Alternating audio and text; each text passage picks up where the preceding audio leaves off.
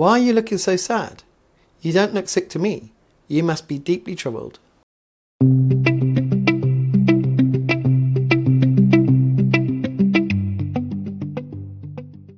We see this amazing situation between Nehemiah and the king that he is serving. Remember, he is in exile. It's the 12th year of the king's reign. Nehemiah is so close to the king that he is before him and speaking to him. And the king sees him and asks him, why are you looking so sad? You don't look sick to me. You must be deeply troubled. Nehemiah says, then I was terrified. But I replied, long live the king. How can I not be sad? For the city where my ancestors are buried is in ruins, and the gates have been destroyed by fire. The king asked, how can I help you?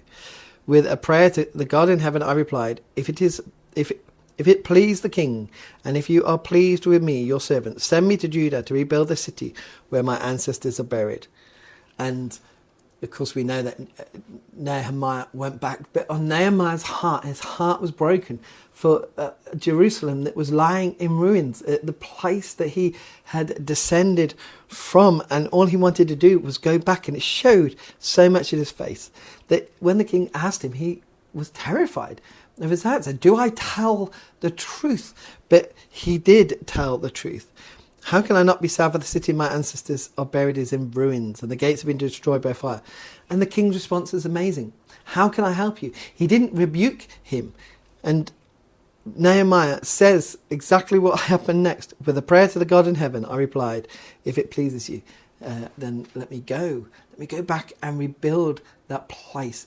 It's amazing that Nehemiah stepped out in faith in such an amazing situation. He's got the king there who could just said, no way. In fact, you are going against me. You are not allowed to say this. What are you doing? Out, even death, perhaps for him. But his heart was so broken for his homeland and for his city that he just wanted to go back, and he stepped up and he said, this is so important for me. And he spoke in the right way to the king. So much so that the king said, how can I help you?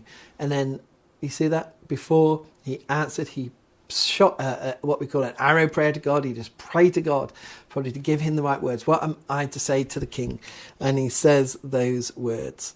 If it please the king, and if you are pleased with me, your servant, send me to Judah to rebuild the city where my ancestors are buried. And that was said with a prayer before that. Nehemiah was a person like me and you, yet he had something on his heart which was breaking his heart, so much so that he wanted to go back in this extraordinary situation. But in that situation, in that conversation, he was praying to God. And this is what we need to do on a daily basis. We might think, I can't talk to that person about my faith about God. Does that person not going to heaven break your heart? Do you want to speak to them about God and your faith because you want them to dwell in heaven forever, not only just with you but with God, because you know what it means and you know how your life has been changed? Do you want that? What is breaking your heart so much so that will break through other barriers that even people will see on your face? They say, what's troubling you? What's wrong? You don't know Jesus, and it's breaking my heart.